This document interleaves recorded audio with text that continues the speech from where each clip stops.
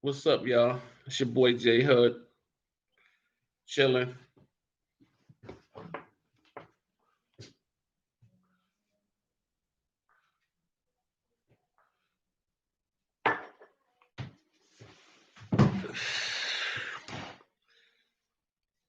Who out there?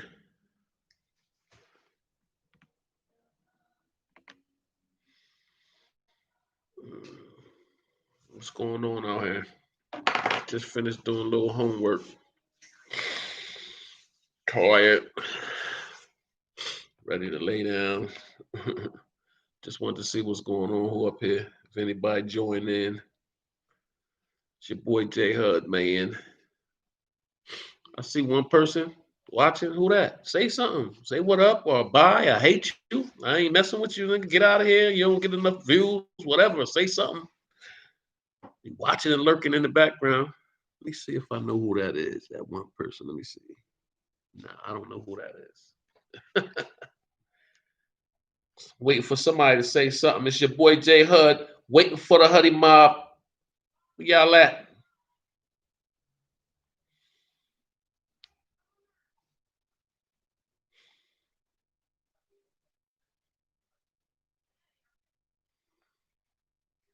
Where y'all at, man? Where y'all at, man? Nobody ain't talking. Nobody ain't saying nothing. Where y'all at, man? Nobody ain't talking. Nobody ain't saying nothing. Nobody ain't talking. Nobody ain't saying nothing. What y'all think about the president not giving up, still going crazy, and still wanting the courts to do recounts and all that shit? What y'all think about that shit? If any want to get intellectually stimulated, conversating. Uh oh, somebody left quick. It was two people, and somebody hauled ass.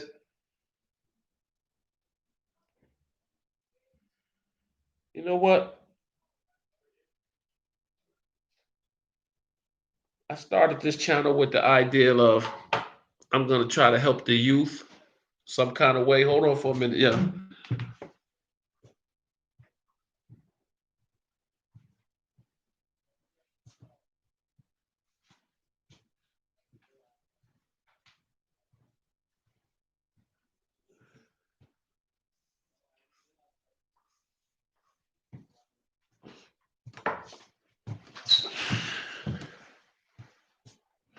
My thing was I was gonna, hey, what's up? What's up, Adrian? Good to see you. For real. I was just saying that when I first started this channel, for real, my idea was this is my idea. My idea was to try to help the youth in cities in my community and any other community that might need it. But I know that needs a lot of planning and a lot of work. What's up? What's up, MG? Money Green, what's going on, baby? But that's my intentions of getting this channel. My intentions was to build a platform to help the youth in the cities and stuff like that. But like I said, I know it takes a lot of planning. It takes a lot of work. It's not going to happen overnight. You know, like me going to school and hopefully going back to work would help me financially, and I'll be able to do some more things and get the channel popping. But I still try to come up here and let people know that I'm for the community because I was raised in the inner cities and I lived that life for so long. So I know how it is on both sides. I know how to be poor. I know how to be messed up on drugs. I know how to watch a whole when you come outside, you see crack vials and syringes and dope bags and cocaine bags all over the ground and your front yard is the package store. You live over a package store and your mother's struggling to pay the bills. I lived that life, what I'm saying, for far too long. And I chose the wrong way of the streets because of it, thinking that fast money was going to be the answer to all my problems. And I know I'm not the only one who think like that. When I was young, I thought I knew everything and I thought I could do everything. And nobody couldn't tell me nothing. And so I had to learn the hard way, with incarceration, with not having nothing, being messed up, just all kinds of stuff that come with the street life. It ain't all glory, glory, glory, glory. You know, it's a bunch of shit that comes along with being in the streets. And I say I thank God every day that I'm still here to talk about it, because a lot of people, my peers and friends and stuff like that, are not here no more. They dead. And then a lot of them are locked up, incarcerated. And I got some that's doing the right thing. I got a lot of friends that's doing the right thing too, that they decided to live right when I decided to live wrong. And now today, I wish I would have changed, and I wish I would have went the way they went, because now they're the one that own the property, got the businesses going, got the good jobs with the big offices sitting behind the desks. And now when I see them, I be like, damn, that could have been me too. You know what I'm saying? But I always say everything happened for a reason, man. And the course I took is probably right. That's what I said, Adrian. The course I took, I said it all happens for a reason. God did it for a reason. I was supposed to be here. I was supposed to be right here at this time, at this age, finishing school, about to go back to work. I supposed to be right here because it's somebody along my path that God want me to help or to work with and help so they can see themselves in a better light. And that's what it's about for me. You're right. I'm here now. You're right. That's true. And I thank God every day because, like I said, I didn't have to be here. I could have been gone. So I know I'm here for a reason. You know, my mother called me a couple hours ago and asked me to come bring her a couple of things, and I went out there, and she was like, "Yeah, I don't want to do bother you." I said, "Listen, ma, you my mother. I love you, and you would never bother me. If you need me to do something, I can do it. I'm gonna do it. You gotta cherish your mother. I don't care your father too. I don't care if they." You're right, Age. It's coming. I know it's coming. It's coming. I try to tell the younger generation that might not be so close or have a good relationship with their parents. And it's a lot of that going around right now. Believe me, a lot of these young kids say they hate their mother, they'll mess with their father. And I'd be like, wow, like one thing we have to try to realize, like it's a reason for everything. Like it's a reason my mother struggled trying to take care of three boys, coming from down south to New York, and then from New York to Connecticut, dropping out of school in the eighth grade. That's right. And you're right. I'm not dead and I'm not serving life, so I got a chance. What's up, Chris? What's up, Chris? You're right, Adrian. You're right. It's never too late, and that's why I'm doing what I'm doing. I feel good. Like I said, three more classes and I graduate in December. That's right around the corner. So I have my bachelor's. Then something should fall into place for me. Things will start getting good. Salute, Chris. Welcome, man. Welcome to the platform, man. You know, we just sitting here building. That's it. You know, but that you right. Like sometimes I just say age ain't nothing but a number, man. For real. I can do what anybody else can do. You know what I'm saying? When it comes to working, thinking, you know, it ain't nothing but a number. So I'm gonna keep pushing and I'm gonna get this platform right too. I'm gonna get this platform right. And like I said, like I come from nothing, like the gutter, like straight up inner city ghetto. That's where I come from. And for years, I let that bother me and I let that sway me. I let that confuse my thinking. It turned into the poor me. I ain't got nothing. I got to do this because nobody gives a fuck about me. So I got to get it the fast way. I got to do this. I'm angry. I'm mad at everybody. I was just making the wrong decisions for real. I was making the wrong decisions. I should have stayed with the school thing. I was doing good in school. I should have went on to college or something, got away, and came back with a career. But I chose to go to the streets, end up getting in trouble, going to jail for a damn armed robbery because I want to be a gangster in the streets doing dumb shit. End up getting time for that. Once I came home from that, that was it. How can I get fast money without robbing people? Because the gun charge didn't get a lot of time. Drugs, boom. Around that time, drugs coming out, crack coming out. I said, oh, I could do this. Adrian say single moms today did not care for the child. They had those kids to keep the man. It was all about the man and check. They did create their child from love, but they didn't create the child from love like your mama and my mom and dad. You're right. You're right. A lot of these young girls thinking, and they've been thinking, why do they think like that? Like, why do you think you have a child that's gonna make the guy hang around? Or the guy might say, if I get her pregnant, I'm gonna be around because they know they're gonna always have contact with that person, or they because they got a kid by them, so they always have an excuse to come around. That's what I'm figuring. But that don't never that never works. It never works because if you're having problems with somebody, you're gonna continue to have problems with them. Nothing ain't gonna stop you. If y'all are not clicking in a relationship, I don't care how many kids you have, it's not gonna work. It's not. You're gonna keep bumping into them problems because you're not working on them, you're not trying to fix them. All you're doing is getting angry from them and just clashing with each other. You're not talking about it or nothing. And you think having a kid is gonna save that, but it's not. A kid is not a quick remedy for the problems that you might be having in a relationship, in an intimate relationship with your girlfriend or your boyfriend. It's just not gonna happen. you know, you get a child out of it, you get to love a child and try to, be that mother or that father that you should be. That's the only thing that can come out of it if you accept the fact that this might not work out, but I still have a child to raise.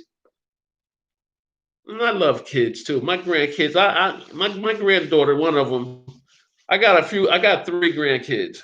And you know what? They're all girls. One, two, three. I got three granddaughters.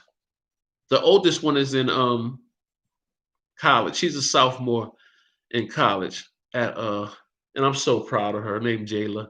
She's at Southern Connecticut. It's in New Haven, Connecticut too over there. It's big. They wanted me to go there.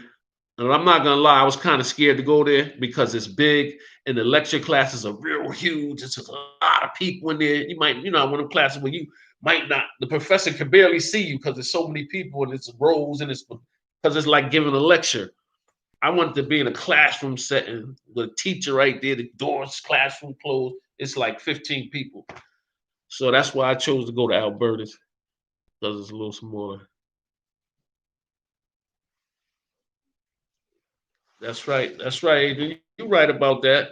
That's why it needs to be a lot of more parenting classes for these young kids so they can get some, ideas and some tools and equipment to try to use when they're parenting, when they're trying to take care of their child.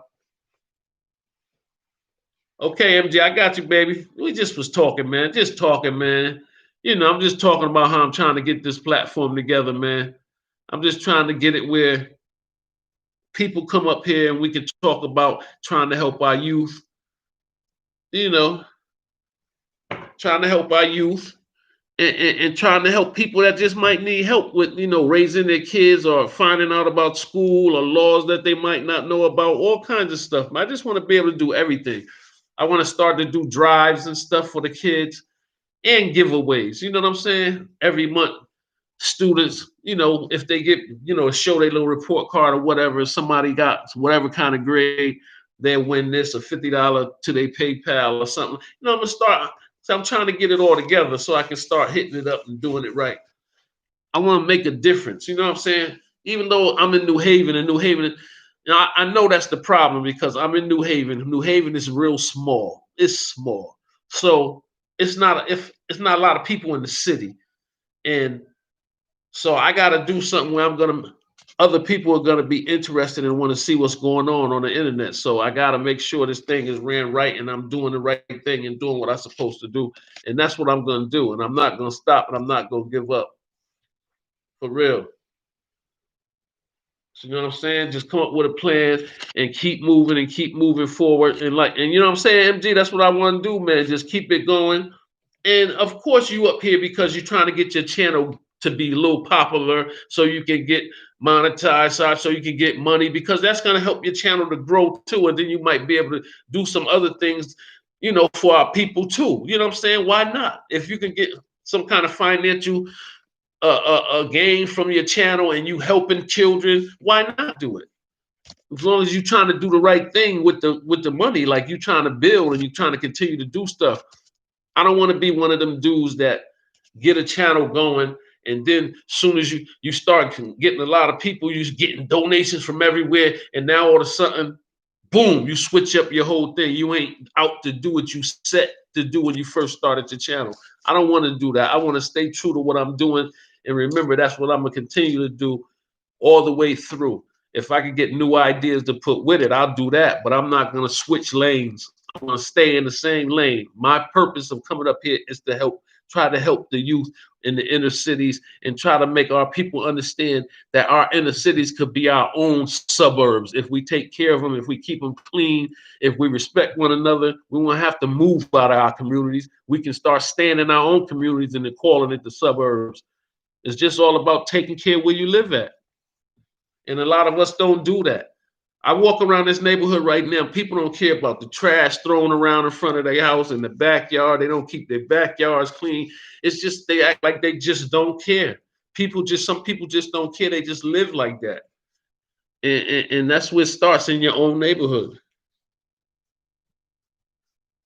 I got I think if you look at my community, I got a Cash App. I got a Cash App and I got a PayPal, a Cash App. I think I'm gonna run it right here.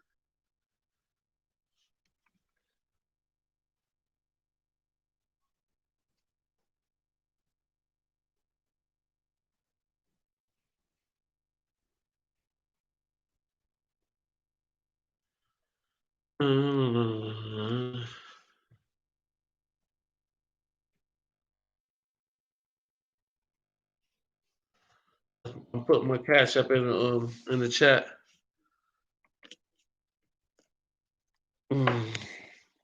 It's in the chat, Adrian. Yeah. So that's my intention. Sometimes I get frustrated because I see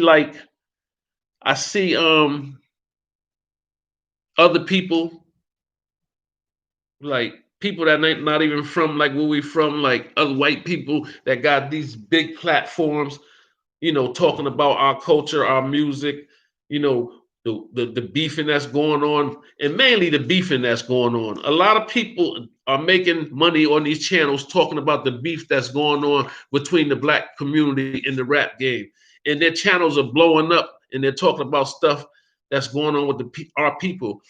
But if we do it,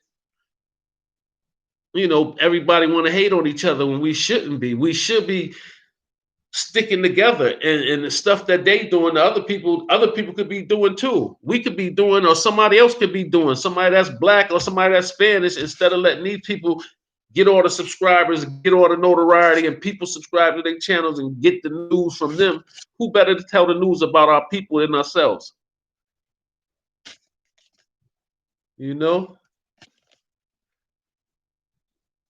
What's good? What's good? What's good, Will? Chilling. Hanging in there, man, just chilling. I just like when black people stick together, man. For real. I get uptight when I be seeing black people beefing for silly stuff and then doing it in front of the whole world, like so the whole world could see. Drop your location, drop your addy, do this, do that. Now, if you do that, now the police know if something happened, one of y'all get hurt. They got it right on live that you was talking about fighting or dropping the address, and it's just crazy, man. Like, I don't know why people think that it's such a big thing that you have to be tough. Like, why do people feel like you gotta be a tough guy or something?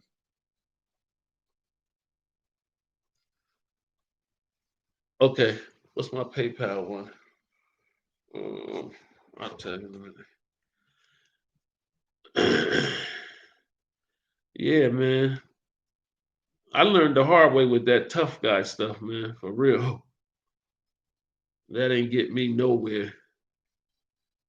But a whole bunch of time in jail. A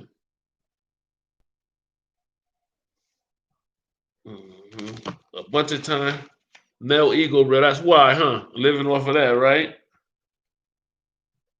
I know. That's what it gotta be. When you get older, you start to realize that all that's was for nothing.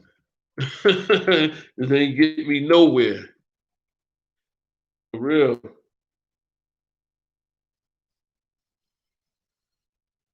Get you nowhere. For real. I learned the hard way that it probably was easier for me to just walk away from a lot of stuff. For real.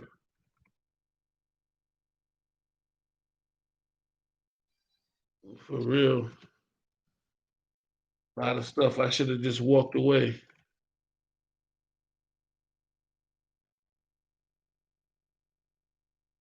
Okay. That's my PayPal up there too, right there. Yeah. Yeah. So I'm just gonna stick with this channel.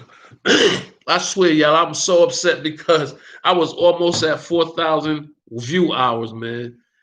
And boom, I guess that year was up for me getting them 4,000 hours, and they started me over like boom. I don't even got 500 view hours now. I said, this is crazy. I was almost there too. I was only like 30 or 40 hours away, something like that. I got to check it out again, but man, I was mad. For real, man. Okay, I see you right there too. Yeah. What's up, Walker? Yeah, a lot of people don't know their history, man. A lot of people don't know nothing. A lot of people don't even know how to fucking read good or write, but they won't say nothing because they be embarrassed or they, you know what I'm saying? They don't want people to know. But I try to explain to people, well, if you don't know something, you have to ask somebody instead of being embarrassed. What you being embarrassed about? A lot of people didn't know something until they asked and then they learned it. Then that's how they figured it out. So if you don't know something, you got to ask somebody for some help. You got to put your pride aside. You ain't gonna get nowhere like that, for real. You ain't gonna get nowhere like that, And then when you're in school, people are generous, man. People don't mind helping you. I'm telling you, people don't mind helping you today. That's why they got the tutoring halls at the colleges. They got the students that work to help you. You can go to the writing lab. They help you write, show you how to write correctly.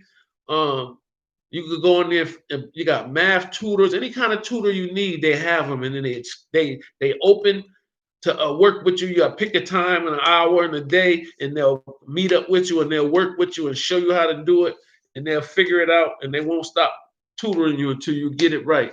And you'll go back in that class and you'll knock it down. And that's all you got to do.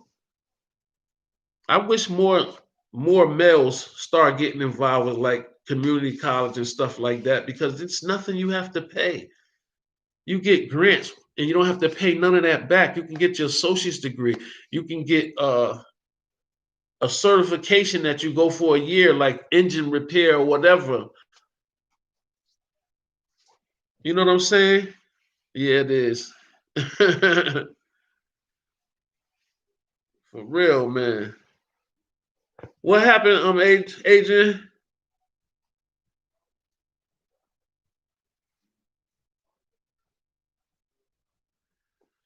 Yeah, man. I've been up since 3 o'clock in the morning, man. I woke up, couldn't go back to sleep, started doing some homework, stayed on the computer for like 5 hours, went to the store, hit my mother house, went across town for a minute, then came back. I'm so tired.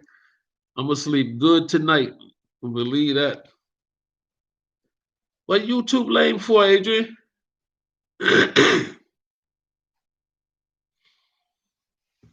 I ain't even eat nothing for real.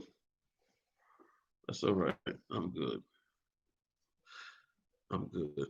Yeah, I just want this channel to grow, and then I just want to end up with some kind of podcast where I can get me a little area and hook it up nice, get the equipment we need, and we just get into it. We just get into it, and we can start doing stuff, having people come by, do interviews, bam, all that type of stuff.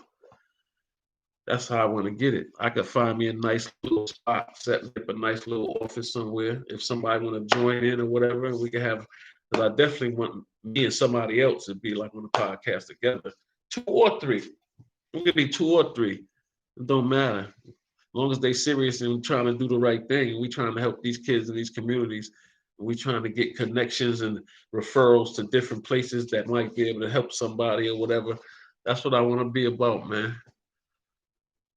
For real. And that's what I'm going to do. I'm not going to give up. I know it take time, but I'm going to be here. I ain't going nowhere. If they got any haters out there, continue to hate. I don't care.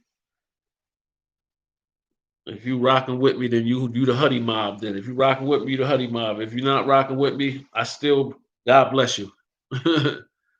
That's it. You're not gonna get no back and forth from me and arguing about this. Oh, mess y'all F you up, fuck you up, nigga. Where you at? We drop your address, nigga. I ain't doing none of that. I'm too old for that. Them days are over. You want to be disrespectful?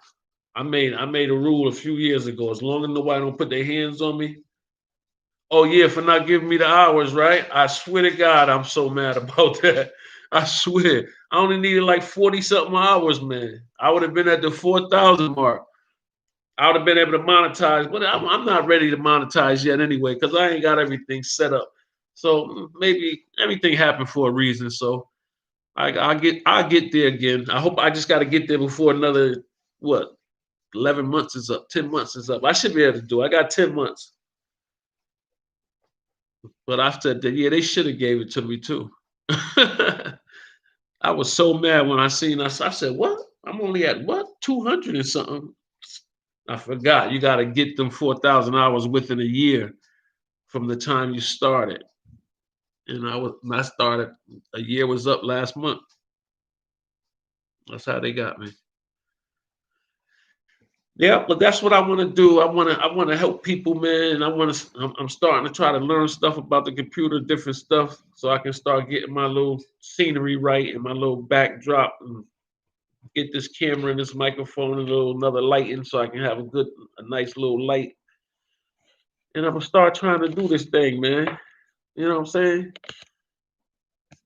I know one thing that I hate. I hate to hear about kids being shot and killed in the community because it brings me back to not only my daughter but a lot of my friends' kids too. We lost a lot of kids to gun violence in this city, man.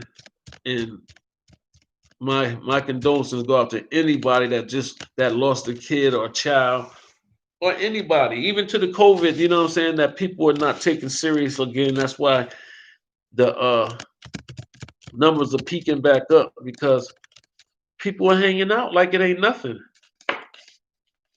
Thank you, Adrian.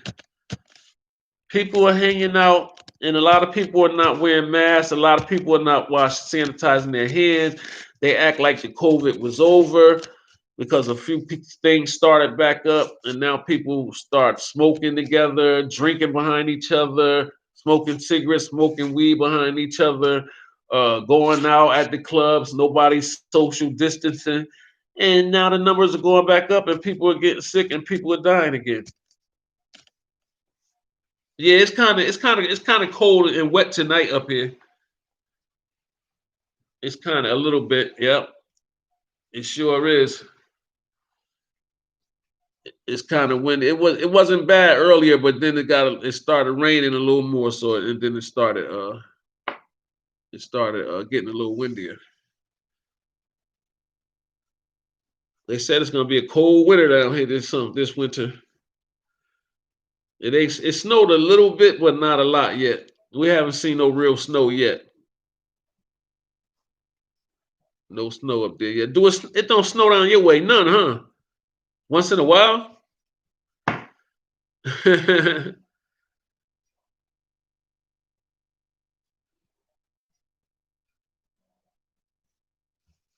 Once in a while, it snow down there. Get y'all a little bit of snow. Let it snow, let it snow, let it snow. Man, I was doing my homework, all this reading, man. All that reading can make you tired too. Hold on, my thing is dry. I gotta get some what you call 'em? Let it snow, let it snow, let it snow.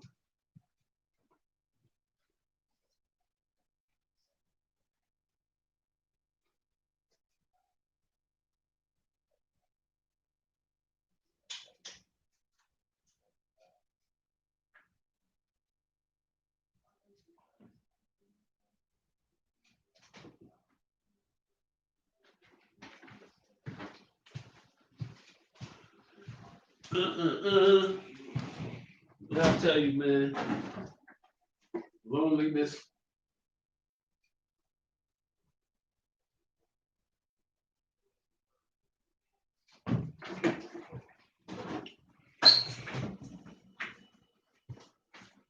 Loneliness will kill you, man. Got my books over here. You heard me? You heard what I said, Adrian? Do y'all get snow down your way at all?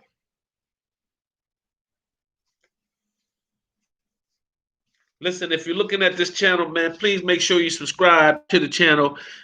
Become a part of the Huddy Mob with your boy Jay Hud. You know, all we're gonna do is vibe over here, man, and talk about things that might help our community and our youth develop and make better decisions in life.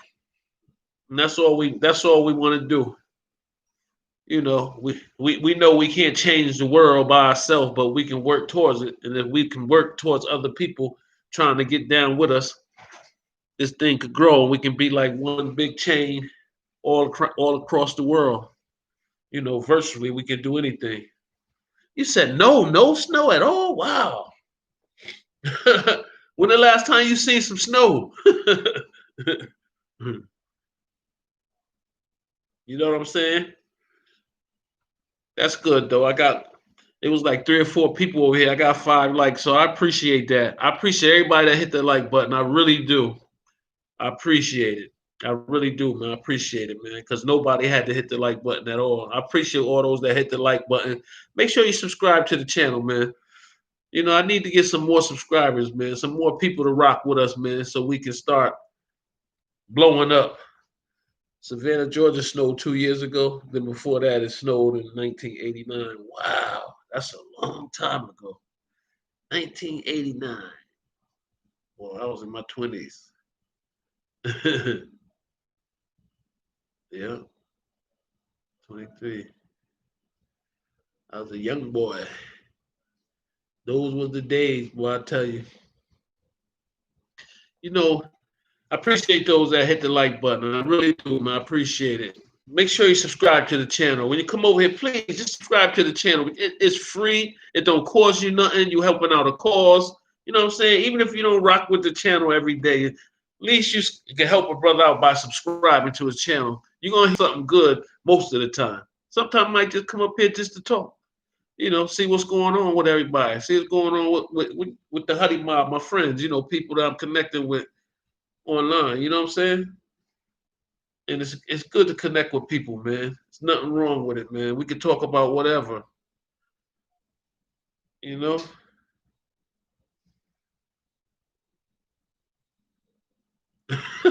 Yeah, mixed weather, right? Ooh, 90 degrees next week. Cold the next, huh? That's how it been like that though. Like a few weeks ago, it was like they said it's gonna be cold up here. Next thing you know, it's like 70 something degrees, almost 80, like summertime for like 3 days in a row. Then it's rain and get cold. So right now it's going through its little cold spell.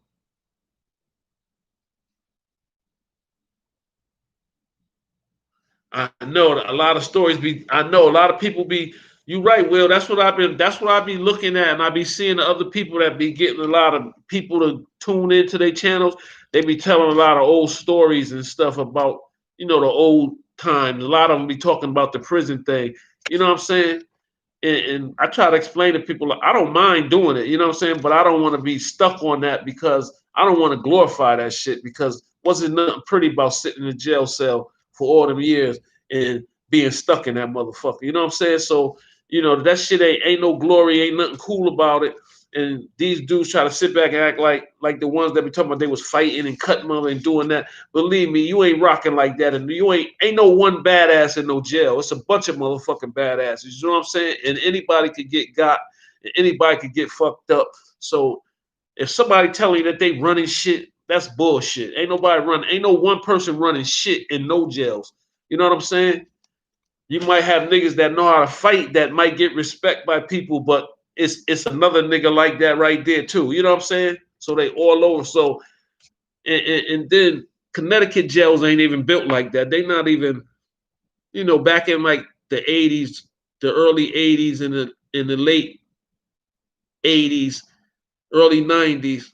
Summers was a prison up in Connecticut. It was the prison at the time, and back then your nigga shit was rough. You come out, you better, if you got some beef, you better be ready because shit gonna pop off because everything. But motherfuckers doing life, motherfuckers doing murder for rapes, killings, and everybody had to go to that jail to get their inmate number. So I don't care who you was, where you was going, you had to go through the prison first. So that shit was kind of wild in back then, but it calmed down because they came. So many motherfuckers was getting into shit and stabbings and fucking police up and fucking the guards up. So they had to come up with a new law. So the law they came up with was you put your hands on the CO, you get an outside charge now. Before, was no outside charge. You get 30 days in the hole, you back out. But they got tired of that. So they was like, you have to find a way to get these inmates from putting their hands on these COs, stabbing these COs and going crazy, stabbing people. So they came out with you get an outside charge. You get that charge and they build the Supermax. So if you stab a motherfucking CO, you keep stabbing inmates and getting in trouble, you go into outside court, you're gonna get more time, and then you go into the Supermax where the shower come to you.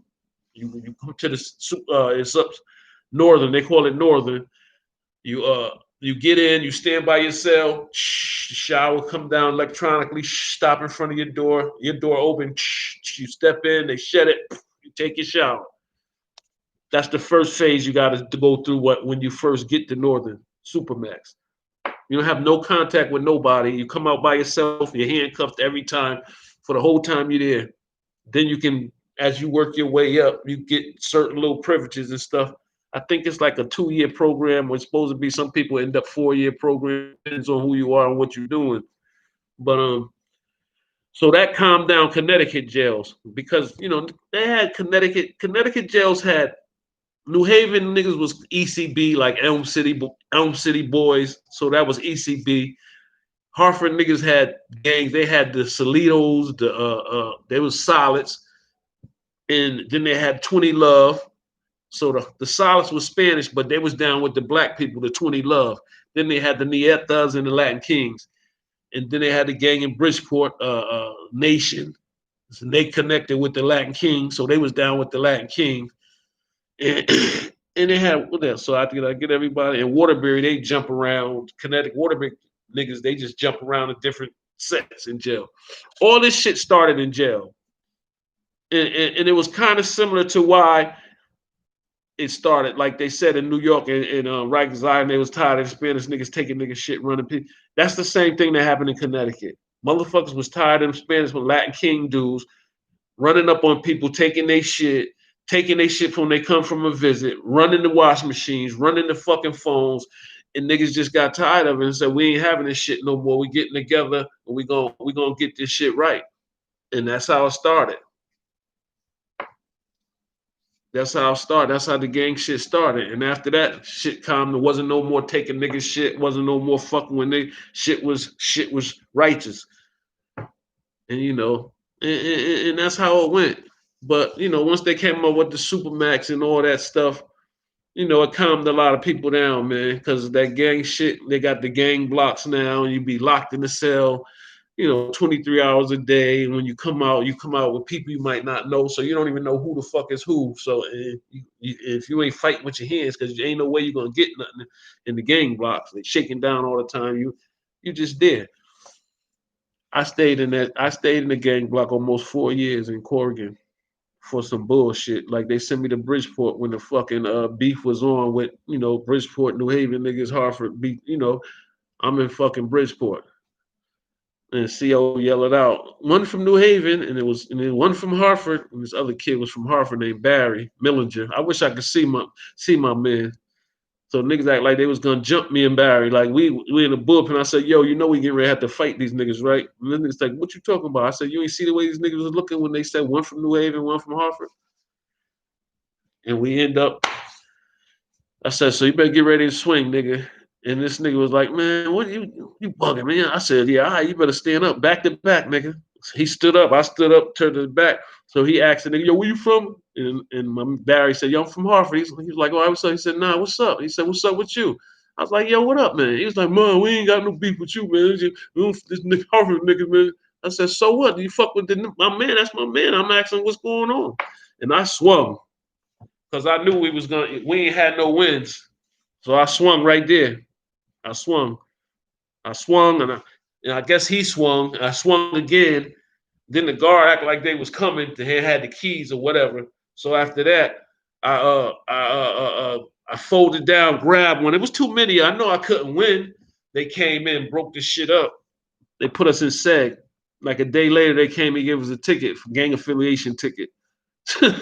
I said, how the fuck is that? I say, you the one who, I say, your CO the one that called out one from New Haven, one from Hartford. He started this shit. What we supposed to do? Stand there and let him beat our ass and don't do nothing so we won't get gang affiliated? Like, how the fuck is that a gang affiliation? They gave me that shit and sent me to the gang block, Corrigan. Yeah.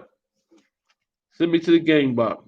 And they kept saying, you're going to sign, after a year go by, you're going to sign this to renounce, to come off the gang. Hell no, because I ain't no gang member. I'm not admitting to something that I'm not. Picture that shit. I ain't do nothing wrong. 4 years later, Captain McNally, he was the captain, came to the gang block, started work. He got assigned over there. I know him for a while from doing another bid. He was like, Hudson, look, man, you going to sign this shit here? I'm not signing something that I'm not, man. You know me, man. He knew me from old. He's like, you know what? I'm gonna take you off, man. He said, you've been here, you ain't getting no trouble. Been here all this long. I'm gonna go ahead and take you off, send you to regular population. I said, boom, good looking, boom.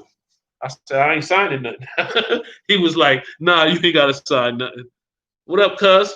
Chris, my cousin Chris Hudson. What's up right there? Yeah, so that's how I got off. That's how I got off the gang block, man. And they put me in a cell, man. This fucking white dude that runs his fucking mouth all the time, and I end up having to bust his ass. But the only thing that saved me was the lieutenant said that he hated him. He said, I'm glad you whooped his ass. He tried to get me to admit fucking him up, but he couldn't because I ain't have no marks on me. I told him that shit happened when he came from the gym. He walked in the cell like that. And I said, I don't know what the fuck happened. And one thing I can say, the white boy kept it real. He said, yeah, this happened in the gym. They kept me in seg for like 3 days and then they brung me back. I seen that white boy at another jail. He was like, yo, my boy, didn't mean you have a fight in the cell? I said, yeah, and I whooped your ass. He said, yeah, I know, Jim. I just wanted to know I fought you. You know how it is. He became cool after that. That was crazy though. Yeah, but Connecticut jails are way different, man. It's like it's not Rikers Island. You ain't gotta keep watching your back everywhere you go. You ain't gotta worry about niggas plotting on you and all that type of shit. It is I can't find a better word to use than this. Like Connecticut prisons are soft, like they soft. They not, it's not like that up here, up this way. So that's probably a good thing so people could do their time and get the hell out and do something different in life. You ain't got to worry about catching no extra time and all that dumb shit. If you stab somebody and kill somebody, you ain't got to worry about none of that. I don't want to be in no jail where I got to worry about killing a motherfucker when I come out for child, or anytime my door pop, I got to make sure I got a motherfucking pistol on me so I can fuck a nigga up before they fuck me up. Living like that is crazy. And that's why I see why some niggas want to just fuck a nigga up or go at a nigga and shoot a nigga and just go lock me down somewhere so I could be away from everybody. And it's a fucked up way to have to think like that, the mentality like that. But when you be locked up, you have to do what works for you, what helps you survive. You know, for real. Yeah. Yeah. So I'm pushing. I'm gonna push this channel until it get right. And I appreciate everybody who come over here and check in and hit the like button and subscribe to the channel. I really appreciate it, y'all. No cap for real. I really appreciate it, man. I just want everybody to be safe out there. The COVID is still around, man. It's not gone. It's still around. It's not gone. It's gonna still be able to affect people if we don't wash our hands, if we don't keep our social distancing and our masks on. We got to take this thing serious, man. We can't be sitting out here thinking that it's over so we can party now. We can't party. We got to keep being safe. You see the peak. This thing is peaking. They getting ready to shut New Haven. They told us that we on a curfew that we can't. I think they said we ain't supposed to be outside after 10 o'clock. I think that's what they said. I don't understand that though. Like, wow. I guess I can. What they they think somebody you only get catching after 10? Like, fuck. What's that gonna stop?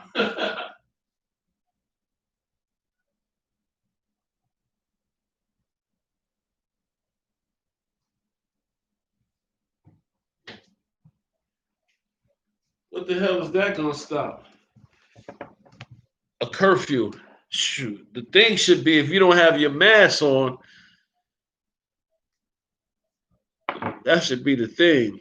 Keep your mask on. For real. That's why I said smoking behind people. The party at Dixwell Social was bananas. We're at Dixwell.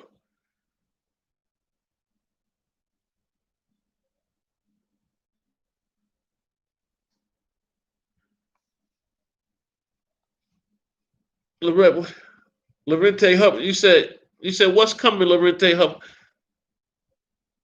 Where they shut the party down at? I ain't even know where at.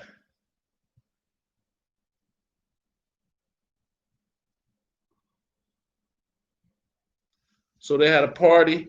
So they had a party on Dixwell Avenue, New Havens. It was bananas, Lorente said, but then they shut it down because everybody was partying, nobody was wearing masks and none of that. That's probably why they shut it down. They've been doing that a lot too. They've been shutting down parties and events and stuff because people ain't been following the regulations of the COVID. You have to. You have to. You have to, man. You have to be safe, man. Even though a good percentage of people that caught the COVID, like I think it's like 90 something percent survived it. So, you know, I think I don't know. I guess it's like older people or people immune systems that might not be as healthy as somebody else's have to be careful and stuff like that. But we don't want anybody to have to die from it. You know what I'm saying? Unfortunately, I have two family members that died from it, and I have multiple family members that was in the hospital behind it. So I know it's not, I know it's real. And I know, you know what I'm saying? Nobody can't tell me that it's made up, it's fake, it's this, is that. Now, how it got here, I don't know. Do I think it's something shaky behind it? It always is. You know what I'm saying? But that's something we'll never find out because we don't have authority for none of that.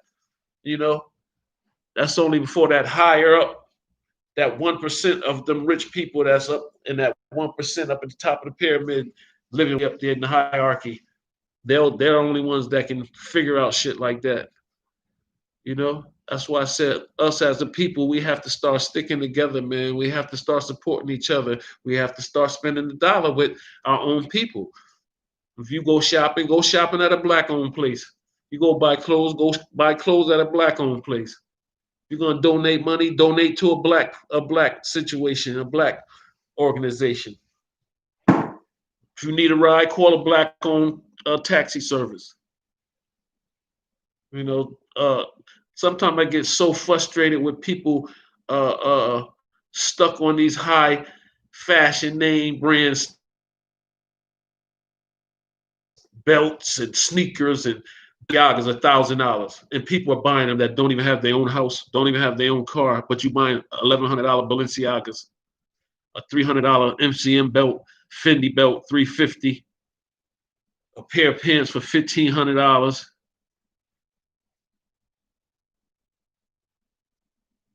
All these people that you buying this stuff from, don't you know they're rich and they're using your money to become richer and they do nothing for your community? Not one thing do they do for your community, but you buying all their merchandise and helping them to continue to stay comfortable and live a lavish lifestyle.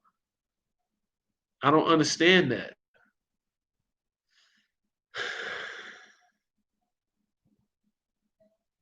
Yeah. I believe it's about pushing the agenda for the vaccine for the COVID. Like they saying they got something that's supposed to be almost ready or something.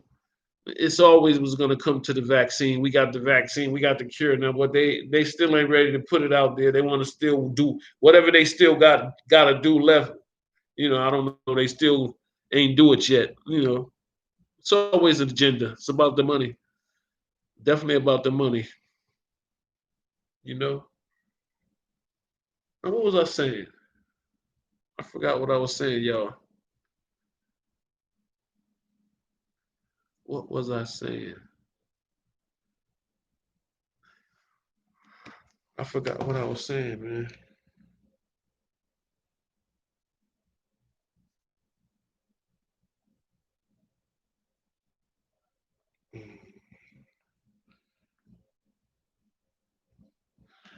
My cousin, my cousin Chris Hudson said he opened his academy. It's an online digital real estate. I'm gonna put this. I'm gonna put this. I'm gonna put this on the thing.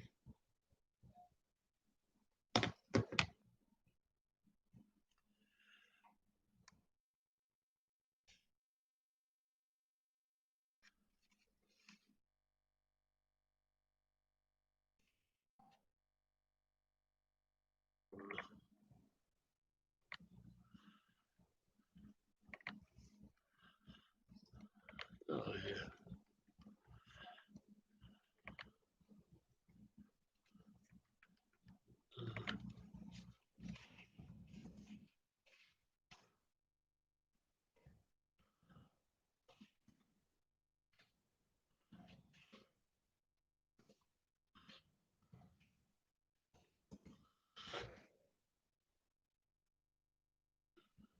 Uh,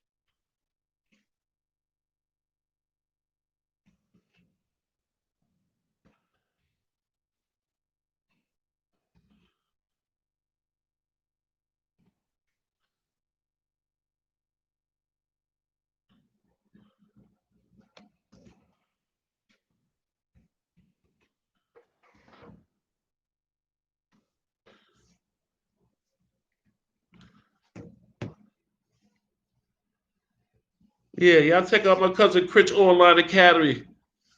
I wrote the link in the live chat. www.teamworkforyourself.com. Hit him up. It's about digital real estate. He good with this computer stuff. I think he worked for one of these companies, but he got the online class starting up. I don't know. Hit him up. It's right there. The link right there. www.teamworkforyourself.com. The class is about digital real estate. So y'all hit my cousin up. That's my real blood cousin. Yeah, y'all hit him up and check him out, man. You know, might be something good. You know, my cousin Chris Hudson got a YouTube channel, I guess, too. So, cuz you ain't still up there, what's your YouTube channel?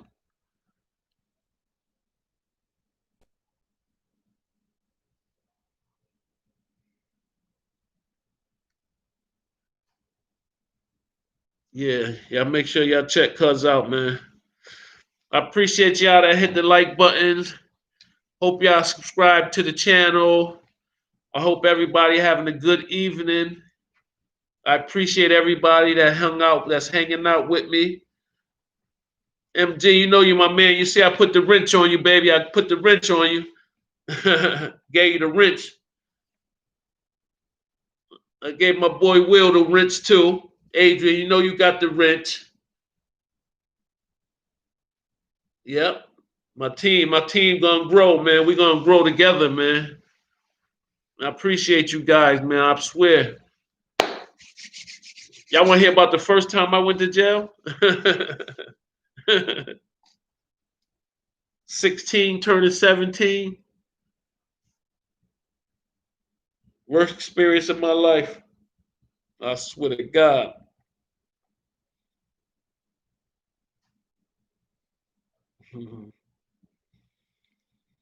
Listen, y'all see how that kid FB? I was following.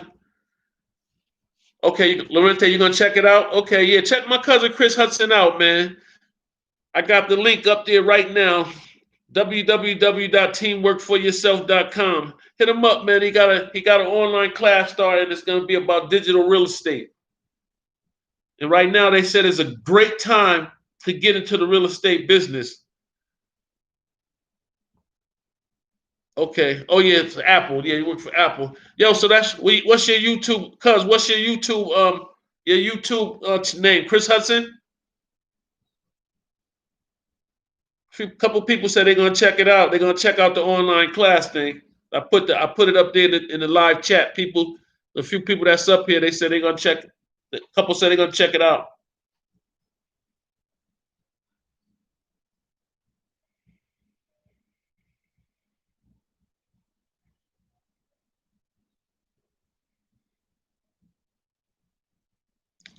Yeah, if they got any football fans up here, I'm so embarrassed to tell you. That's right. Good energy brings good people together. That's right. Yeah, digital real estate advisors. Yeah, that's what it's about. Yeah, that's what the online class is about. Yeah, I said, what's the name of your channel or YouTube channel? I put the link up there, but maybe they want to check your channel out too, and check your merch out, whatever. You gotta, you're a little more advanced at this than I am right now. you know,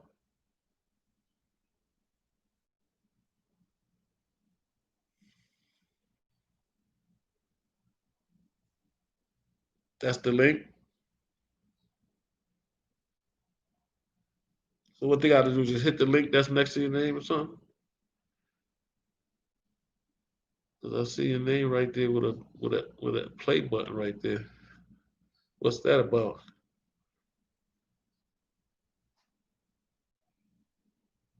Hmm.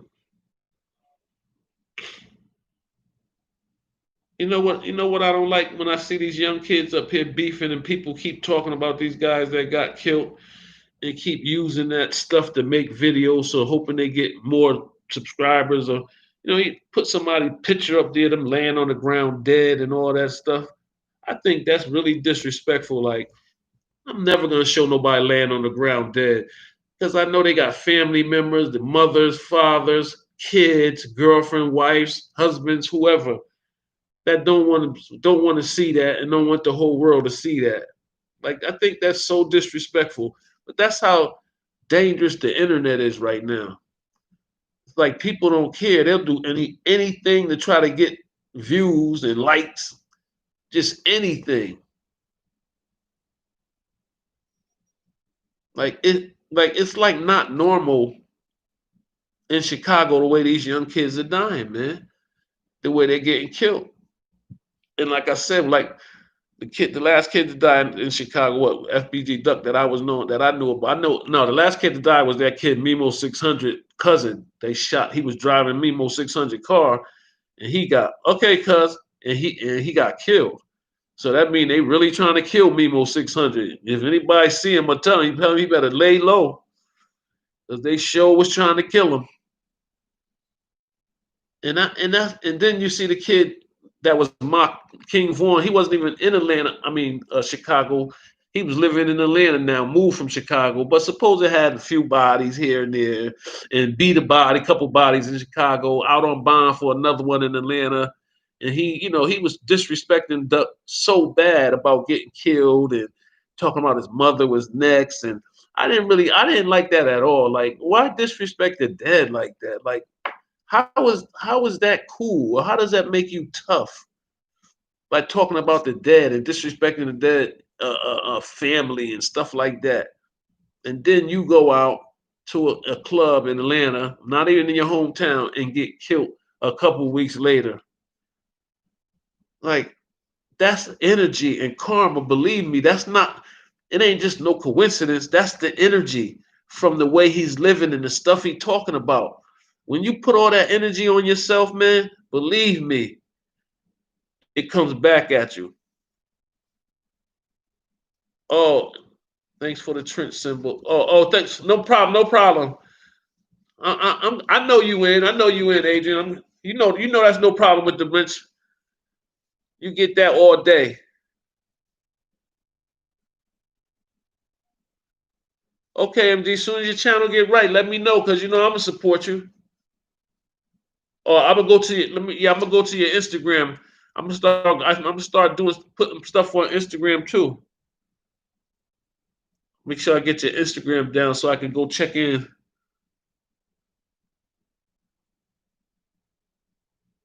Do do do do do do do do do. Money Green 170. All right, that's right.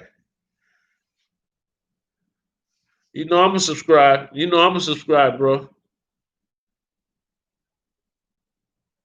I know, Loretta. That's what I said, right? They use social media in Chicago to say, "Yo, I killed. That's why we killed your boy. We up 7-6." And they don't give a damn that the police is listening, that the feds is listening. The young boys really don't care. Then when they be riding around with the pistols, yeah, we riding around. We trying to catch a op right now, and they not lying. They telling the truth. They got everybody got the pistols on them. They got the big shit with the extended clips. And, and they ride around and they looking for motherfuckers to shoot that they don't get along with. And that shit, and these kids, man, I feel sorry for some of them kids. You're right. That's what we supposed to do, MG. We supposed to support each other. That's what this shit is all about, man. It's about supporting each other and each other ideas, man, and being there, to help a person out. That's how I see it, man. For real. And you can do something positive. If I can help one person, then it's worth it to me. For real. If I can help one person, it's worth it to me. And that's the honest to God truth. If I can help one person, then I'm satisfied. Just like I said, man, I I made a lot of bad choices in my life, but I know I did a lot of time, and I paid my debt to society for the mistakes in them choices. And I don't regret none of it. Like I said, I know I'm here for a reason, and I'm going to continue to keep doing what I'm doing every day. I'm not going to stop. I'm not going to give up. And I know everybody ain't going to want to listen to what I got to say, and some people are going to be like, he this, he that. But I'm going to continue to just keep striving to help the inner city youth, females, males, parents, homeless, people that might not have nowhere to go. Yo, anybody listening that's from New Haven and know anybody that's just out and roaming around and might be doing nothing and ain't got nowhere to go or whatever, or every Saturday, I think he comes out at. I'm gonna be out there next Saturday so I can get the time right, and I'm gonna film it. I'm gonna see if I can record it. But every Saturday on Congress Avenue, right in front of the barbershop, in the morning time, they come out. This brother comes out from out his house home, and he comes out with a bunch of breakfast, and he feeds the homeless every Saturday. So just putting that out there so people can know, and that's the type of stuff we're gonna start doing and start networking and letting people know what's going on. Oh, that's good, man. You got a barbershop, huh? Where you at, bro? If you don't mind saying, MG.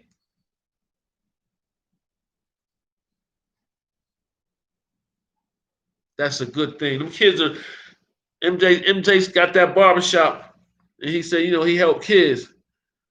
That's a good thing. The part of Congress Avenue, right there in front of the barbershop, right next to Congress and not that, yeah, Daggett, Congress and Daggett, on Congress and Daggett, Laurenti, right in front of that barbershop.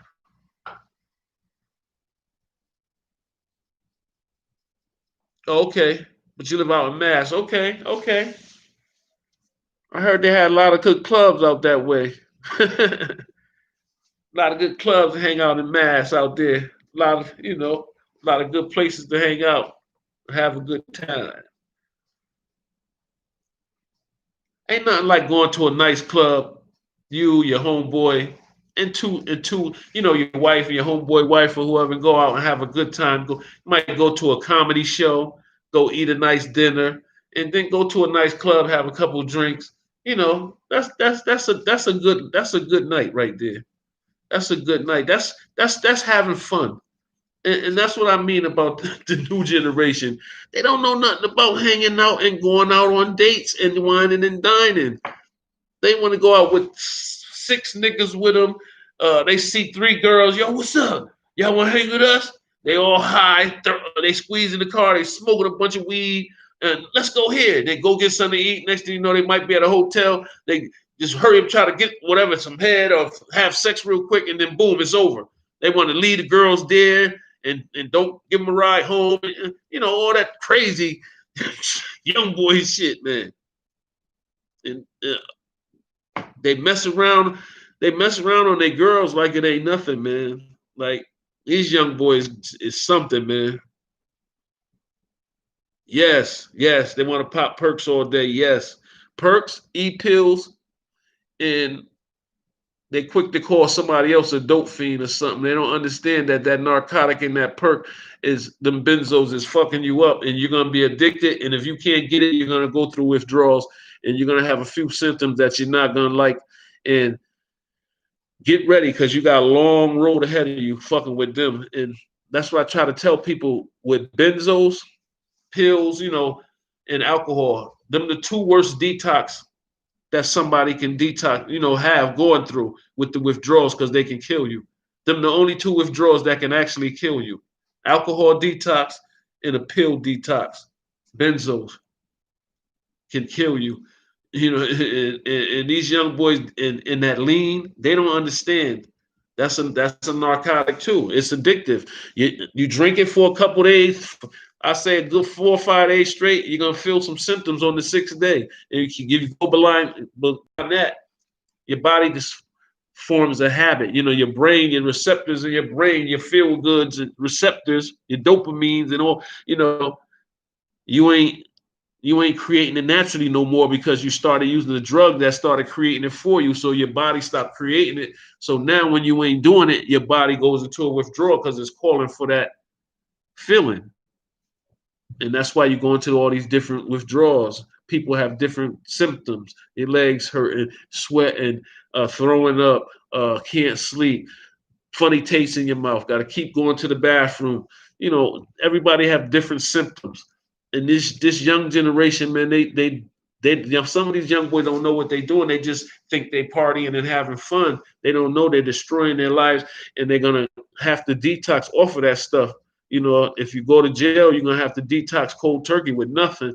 Maybe if you can get some help and go somewhere program, they can help detox you off of it. But believe me, that's not something that y'all want to be taking lightly, being addicted to some kind of pills or some kind of liquid form of that lean, that Robust Formula 44, whatever that Robitussin cough syrup is they be getting.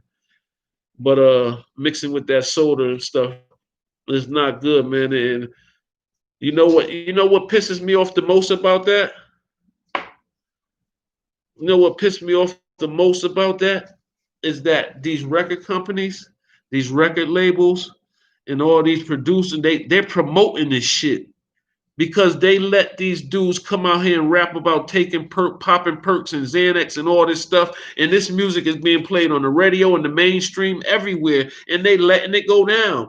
You know why? Because they want to pump that type of lifestyle into these young kids so they can hear it and hopefully they get with it and they start doing it too because it's selling. It's selling. That music is selling, and that's what they're promoting, and that's how these kids are getting latched onto this shit.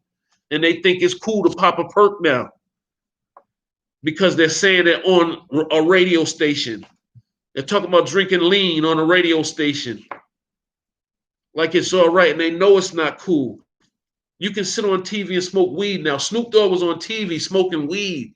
Like, why are they doing this? Because they want to promote it. You know why? Because now they took over with the weed shit, so they want to say it's all right to smoke weed and have. So now more people will smoke weed and won't be spend. Now they want to spend money because they want to sell the weed.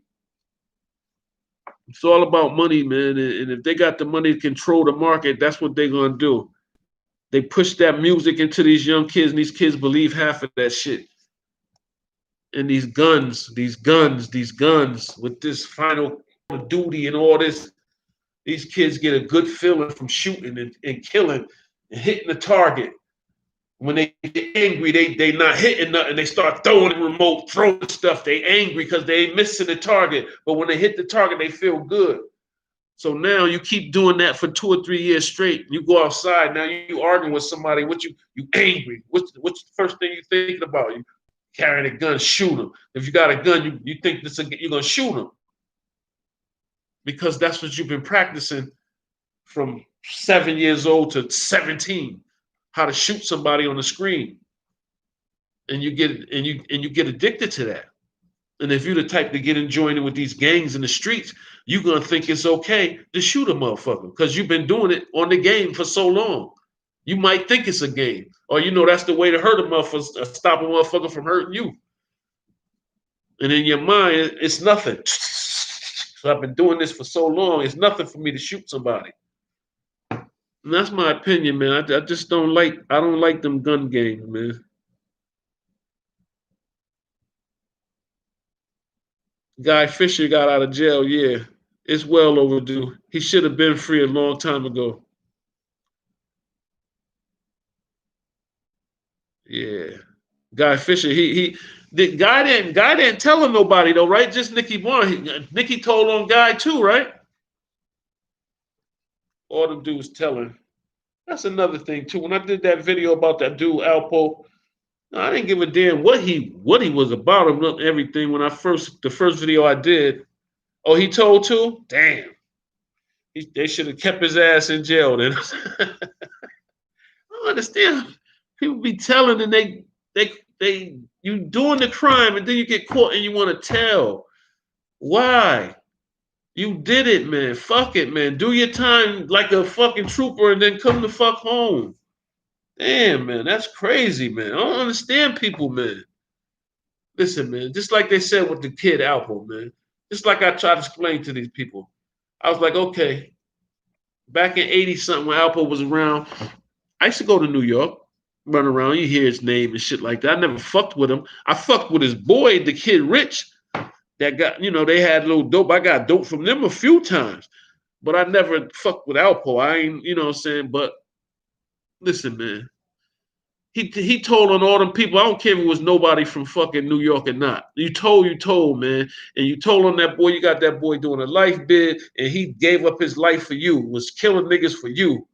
And you tell on that nigga and get him all that time, and the other people you told on, and them niggas tried to kill his ass, and they shot him, but he didn't die. And then this when he got, his boy that he told on, and that's locked up now. I forgot his name, but you don't do that to somebody that was loyal to you, man. You got him out of jail because you knew everybody was scared of him, and he was holding you down. And because you get caught, you tell on him, your man. I just don't respect that. And now people, then when he was coming home, people told me, oh, the whole New York, the whole Harlem in a frenzy because Apple coming home. So I said, I got cousins that live in Harlem. They ain't in no motherfucking frenzy. Why would they? They wasn't even born when his ass was home. Like, why would they be in a frenzy? Like, they got niggas like this nigga everywhere. Like, he ain't the first nigga to go to jail for murder and tell on people and then come home. It's a bunch of them niggas around. It's a bunch of niggas that kill niggas that's home that didn't tell on people, real motherfuckers. Like, so why would somebody be in a frenzy because he coming home? If you read up and keep up with his shit, you notice the money. Most of the time, he paid somebody else to do the shooting. He didn't really do the killing. He had the money and he had the power, so he had the people. Like a lot of people had.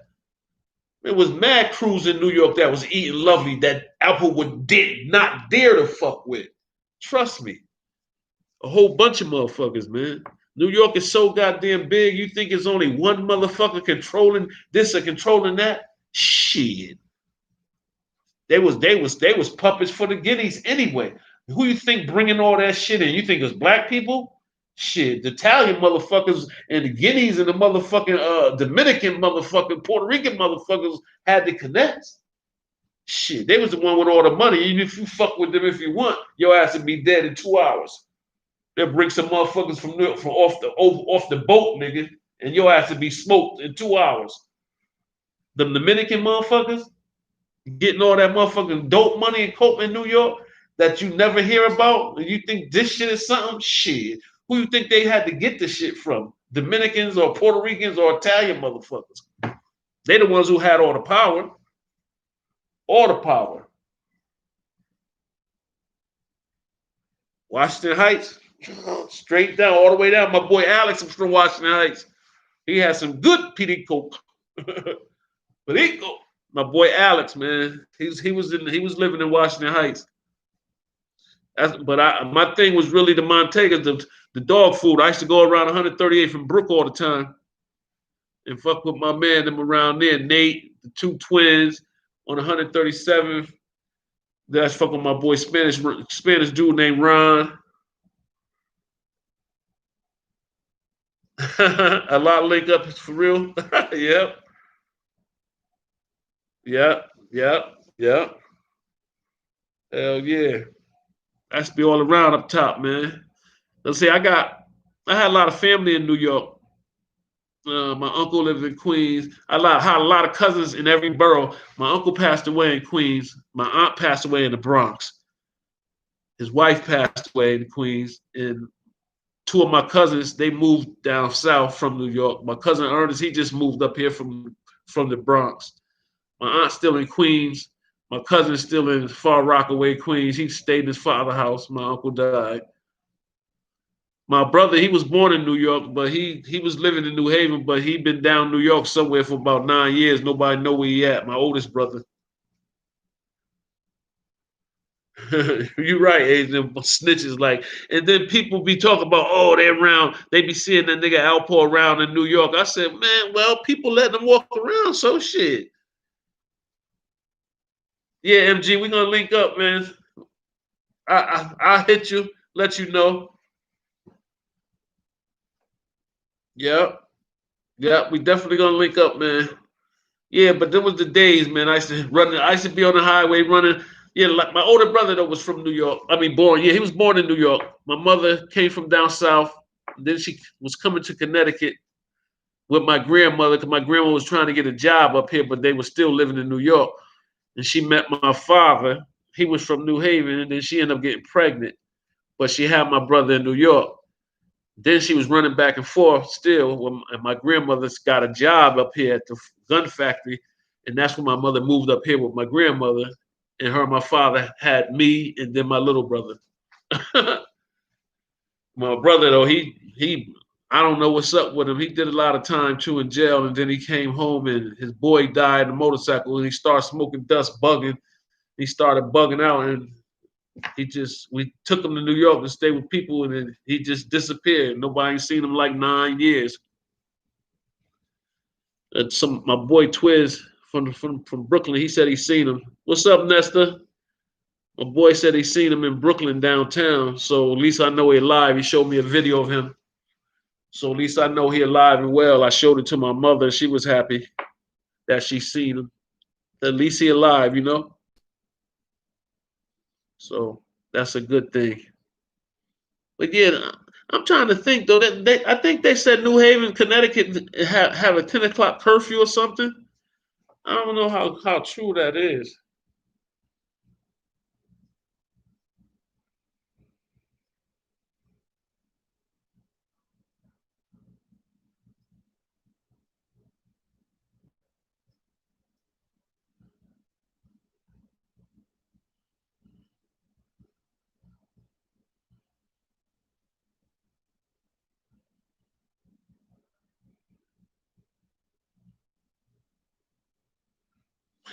Yeah, what's up, Agent Orange Face? He just won't give it up, man. Oh, the restaurants have to be closed at 9:30 or 10. Okay.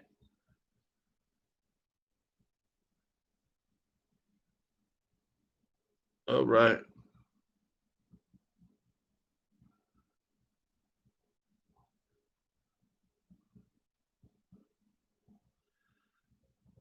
Okay.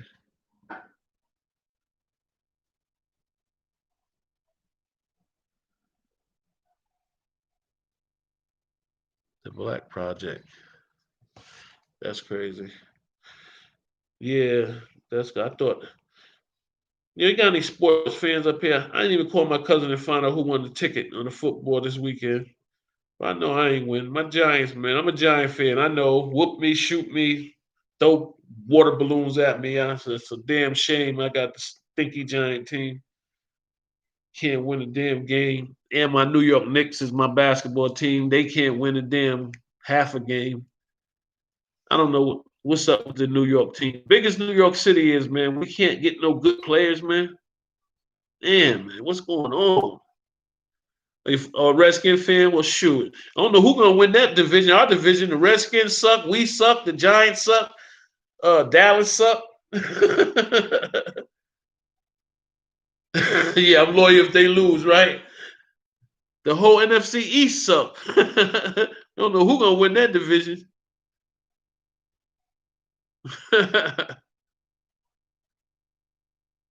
Giants got the coach in the gym they hired. Both of them stink. They need to be out of New York.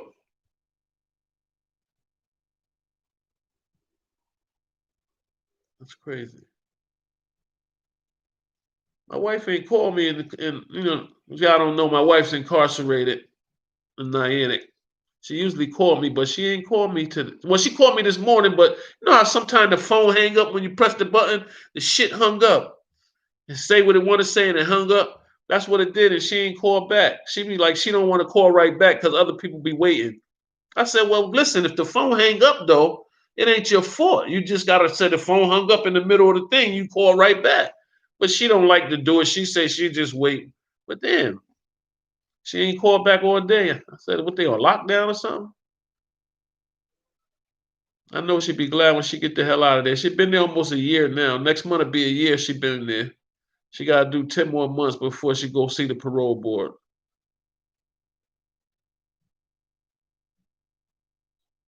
Hopefully she make it.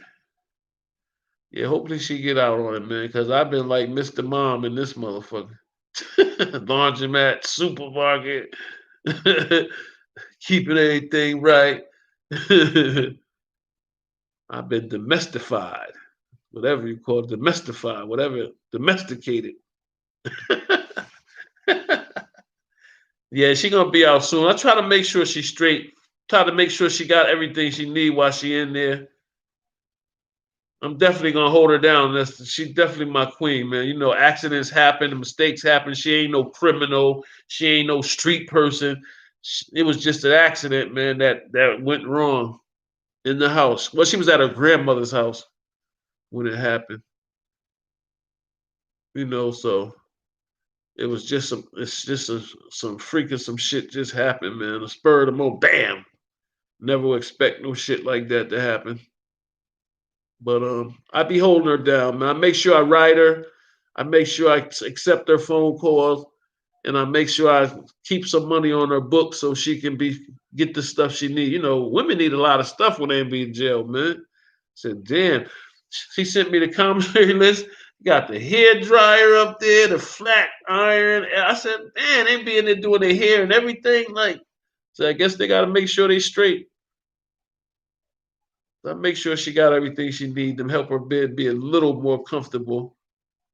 You know, nobody wants to be in jail, but if you got to be there, at least you can try to be a little comfortable. So that's why I try to ride her at least once a week so she can look for getting the mail one time a week or something.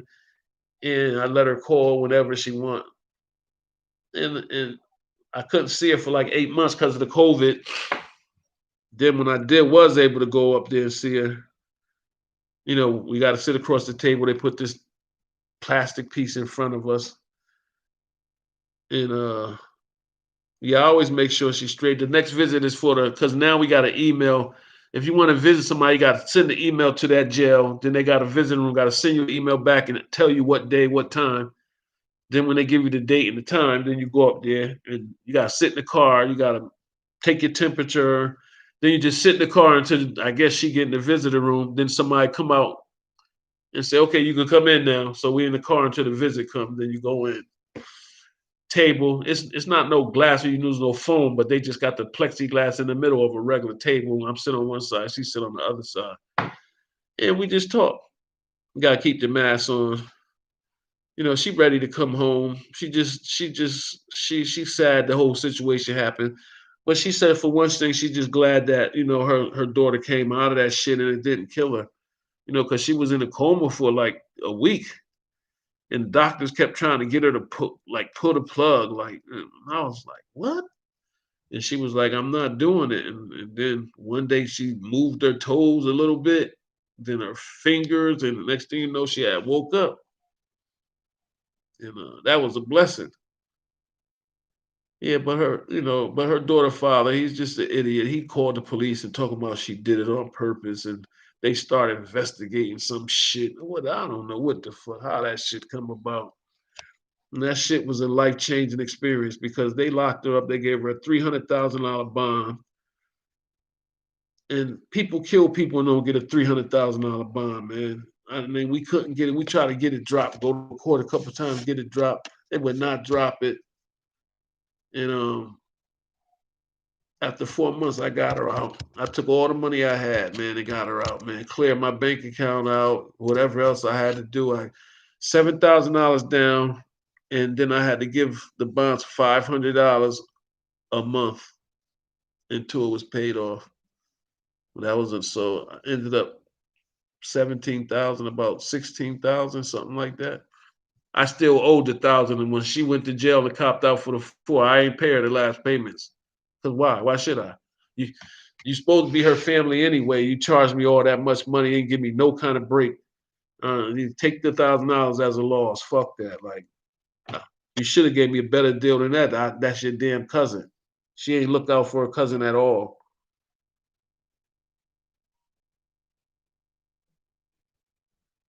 But let me say this is the last point. Like with my conversation. Yeah, I always like if I don't hear from my wife too much, I'll call right up there and tell her it's an emergency because she can tell her to call home. But I know she tried to call me this morning, but I messed and then the phone hung up, so I know she all right. She probably call back tomorrow morning. What's on the weekend they give them free calls too. But I be telling her use your free calls for like your mother and your daughter, and she got an older daughter too. I was like, use them for your daughter and your mother because I put the money up there, so you can make money up there, so you can call me. Use the money, use the free ones for them. You know, I don't really, I go see her, and that's all I can do. I ride her, I send her the cards and stuff, and and I just told her, you're not missing nothing. Like it's COVID, ain't nobody outside hanging around and doing nothing. Like people in the house, or they should be in the house. So if you had to do some time, this is the best time to have to do it because it was like the world on lockdown. But she told me though, You know, my wife kept it real. She said, you know what? She said, I've been here almost a year. She said, my mind clear now. I'm starting to think like I used to when I was before all the nonsense, before all the fucking drugs, before all the hanging out, the getting high, the programs, you know. She's like, I'm back to my old self, my old thinking. She said, and it feel good. So, and that's what I told her. I said, see, everything happens for a reason. Even though that happened, it didn't happen like you're supposed to.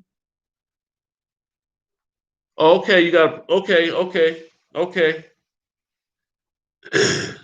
Even though that thing happened to her, and we know it didn't happen like that, it wasn't even about that. It was about God seeing a solution and doing what He thought was going to work for us, and we needed it.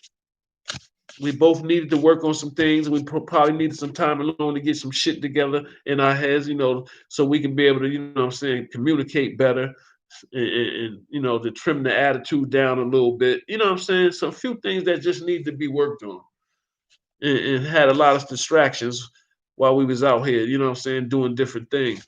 So I told her everything happened for a reason. You're starting to think clearly. You feel like you seem like you're happy. You know, I seen the girl she used to work for. She said, "Don't worry. When she come home, she got a job." So I said, "That's good. She won't have to look for no job. She got a job when she come home."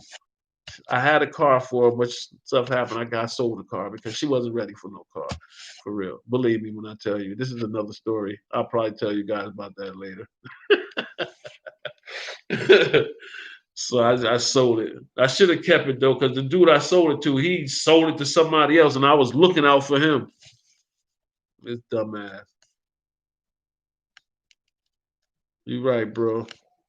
I really appreciate everybody, man, that hit the like button and that's tuned in, man.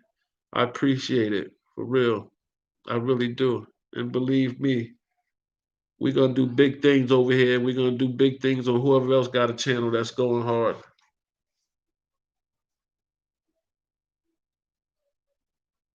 MG, I respect that too, bro. Sometimes I was struggling and I'd be struggling like, should I this way or should I that way? Should I this way? Should I that way? And I know I can't do that because I got too much to lose and I got people that's dependent on me. I can't go out here and be destructive because if I do and something happened to me, now what's gonna happen to my wife? She don't got nobody to support her. She ain't got nothing to come home to because I done messed up. So I have to remember to try to stay strong and do the right thing and stay away from the nonsense. And that's what usually helps me today. I think about the consequences before I make my decisions now. Before I actually just make decisions or and give a reason why. The reason is because I need this, because I need that. I don't care about. But now today I look at the consequences of both sides. Well, what's gonna happen if this happened or that happened? And the consequences sometimes they don't weigh out. And I'll be like, nah, this is not worth it. I'm not gonna do that because it don't make sense.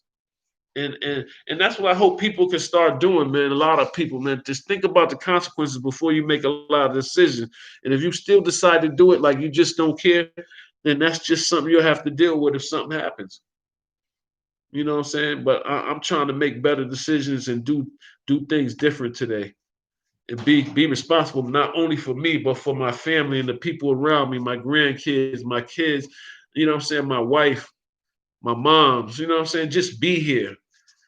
You know what I'm saying? I'm tired of making the dumb decisions and getting dumb results and shit. I'm not doing that no more, man. Never again. I'm gonna do the right thing. Every time your boy Hug gonna do the right thing, y'all. For real. Stick with me, stick with me. We're gonna have it popping over here. We're gonna have it popping over here.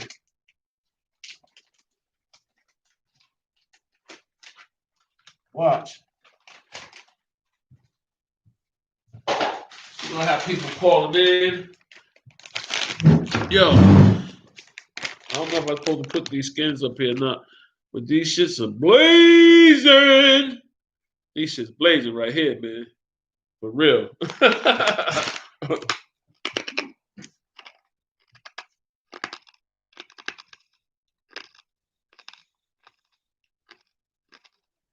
That's right. You wake up in that joint, talk about what happened. Yeah, we know what happened. You in here for life.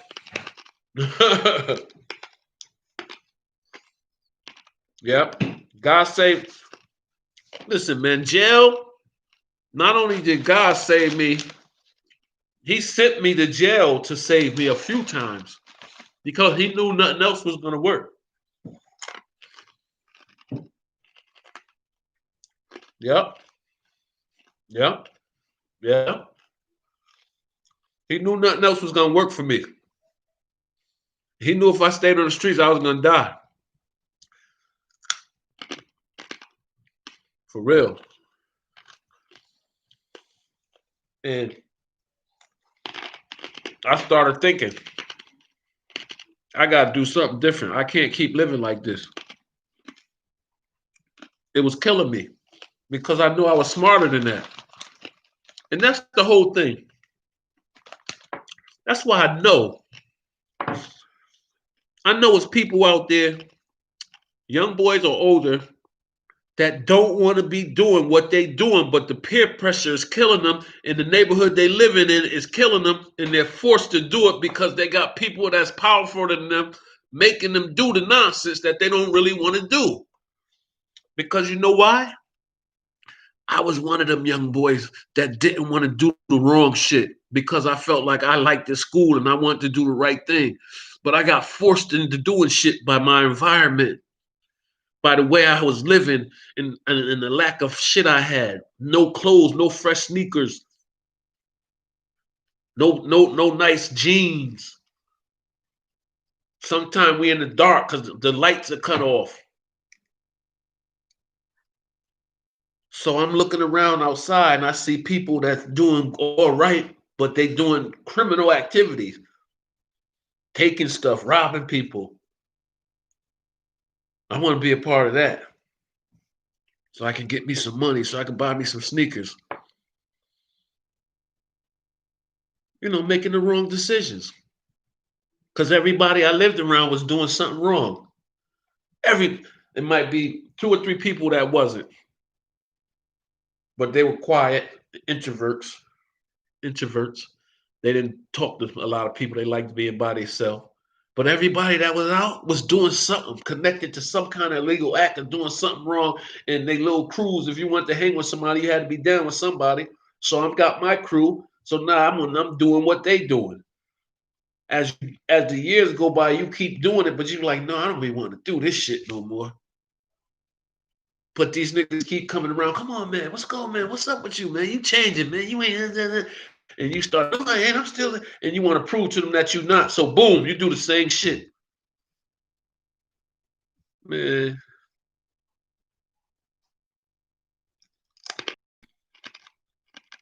Did you say your hometown was your downfall, huh? Had to get away, yeah, yeah. A lot of people do that. They leave their hometown and they do good. Me and my wife thinking about doing that too. For real. You know what I hate? I hate when people say he a sucker because he started getting money and he left and he moved. I think that's the dumbest statement in the world. He don't keep it real with the hood no more. Nigga, if you shut the hell up, you wake up every day to try to get you and your family out of that motherfucking hood. To live somewhere nice or whatever, because we ain't gonna keep our own neighborhood. So we gotta move out to somebody else's neighborhood and keep it nice. But you won't keep your own shit nice in the inner city, so we don't have to move to other people's neighborhoods. What we need to do. But anyway, I'm gonna make millions of dollars, and I supposed to keep coming. I supposed to stay in the hood because you say I gotta do stuff for people in the hood. What I supposed to do? Keep hanging around passing out free money? Keep coming around paying people bills? That shit get old after a while. You might do that shit when you first get on, but after a while, you be like, if I can't do something to help them so he can do something, the LeBron James syndrome. This was he did the smarter thing somebody ever could have did for their friends that grew up together with him from childhood. Them 5 brothers.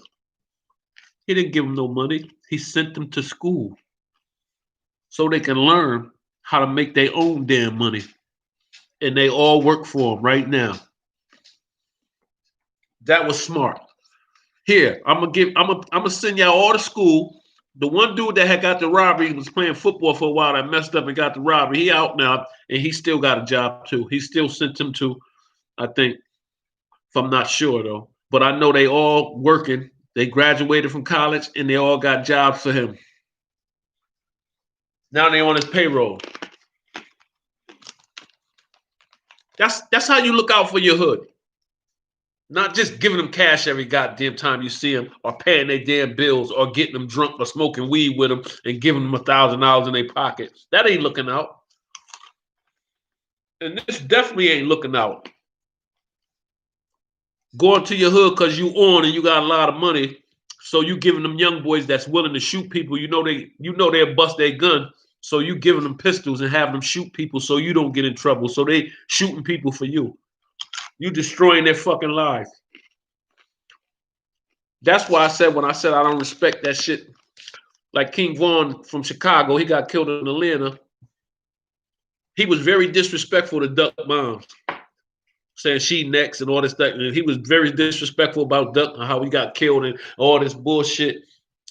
Then he in his music, he always talking about he beat bodies in his music. He always talking about somebody fuck with him, they'll die, he'll shoot him, this, that. You get all this money, you pay these young boys to shoot and kill somebody, which they trying to say he paid them to kill Duck, the 4 niggas he brung to Atlanta that was with him when he got killed. Right after Duck got killed, all of a sudden these niggas in Atlanta, living in Atlanta now, and they all got old block chains and they all got money now. It ain't hard to tell that he paid them to do that shit. It ain't hard to tell. The feds, I think, was on his ass. Why you think they went to O Block?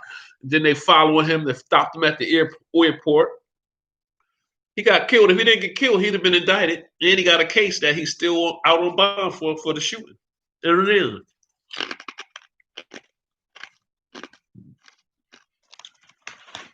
that's good, man.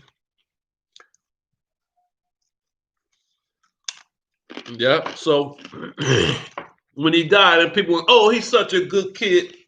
Stop it, man. We got to be serious, man. You might want him to be a good kid. He probably was a good kid to some people, but he wasn't an all-around good kid. He was a damn demon. And I hope God forgave him for all the things he'd been through and all the things he's done, because he sure needed to repent from all that behavior. But I hate when people sit there and be just straight out lying. Oh, he was this. Just tell the truth. You tell him rest in peace. He was a nice kid. Don't lie. Just tell the truth.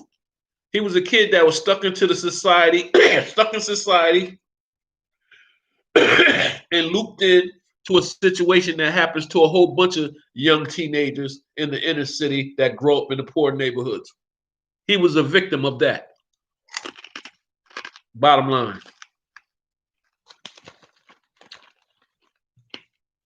Duck, the same thing. You got a deal from Sony, a couple $1 million. You want to be loyal to your boys in STL, so you don't want to leave. You don't want to leave Chicago. But how many people that started to get on in Chicago after they got on, they left Chicago and they still alive? A whole lot of them, because they were smart. You can't stay in your city once you claim millions of dollars. You're a target. Somebody jealous, all your gang members that's your ops that's beefing with you, they want to get you. And people that ain't got no money, they want to get you.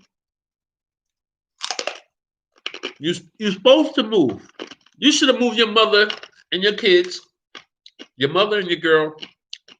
If your girl got any kids by you, and your other kids, you took your kids and say, my kid's living with me. Took your girl. I'd have bought my mother a house, and I'd have got a house somewhere not far, and I wouldn't have let no whole bunch of niggas know my mother lived around the corner from me. but she would have been around the corner from me. Nobody would have been to her house. They would have knew where I lived. You know, a couple of my homeboys, and that's it. Me and my wife and my kids.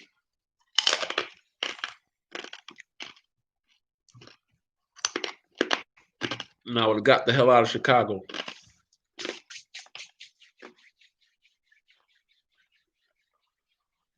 They killed Duck downtown in this damn shopping center, trying to buy something for his kid's birthday. That's something that them motherfuckers want to do bad. Now he dead. I don't think they're gonna solve it because they can blame it on.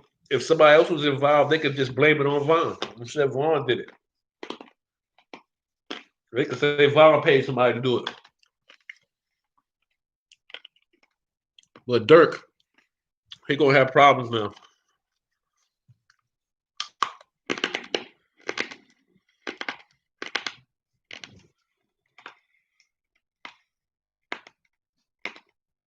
I appreciate the people that listen, man. MG, you know you my boy for life now, man. We locked in.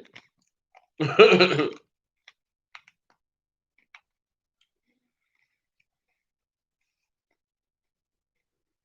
that's nice.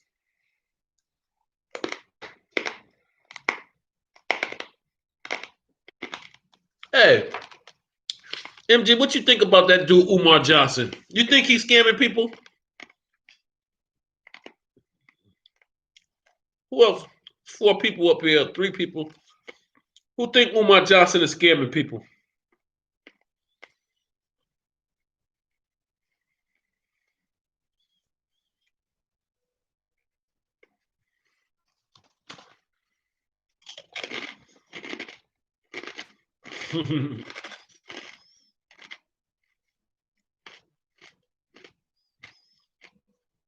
Who's this dude in jail? How was he beefing with him?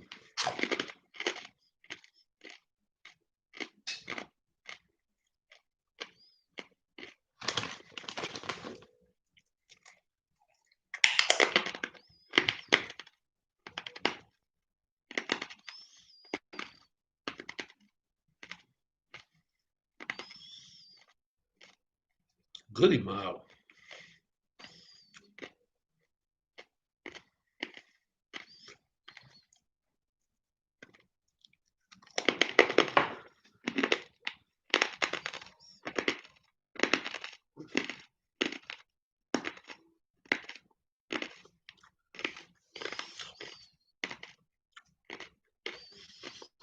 My boy, let's talk about it. He on right now. He on.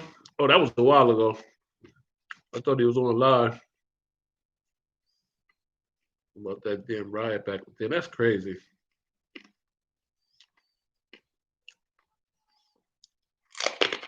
Landlords trying to start evicting people. They crazy.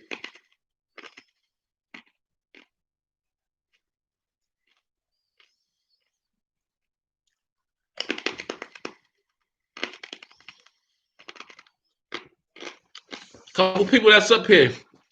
What y'all think about that dude Umar Johnson?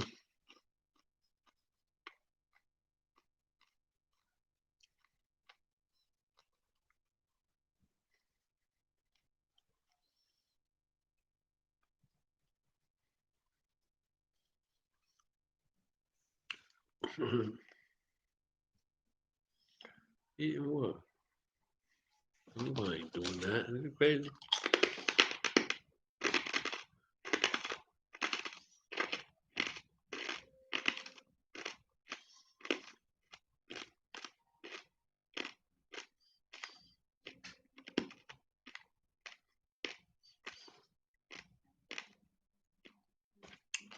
That dude's an idiot, man. Donald Trump's an idiot. That dude Nature Boy is an idiot. I don't understand them girls that he be having.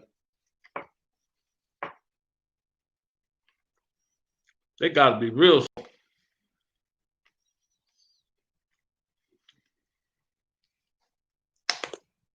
Hmm?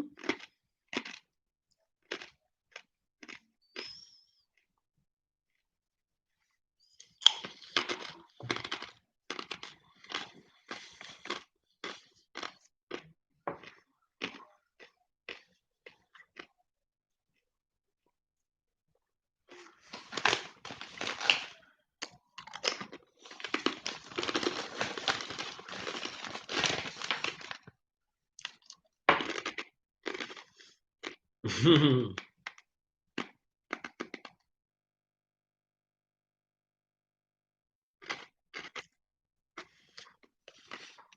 gonna end this live. My peoples, I'll see y'all all tomorrow, man. Be up here tomorrow. Your boy J Hud, and I'm out.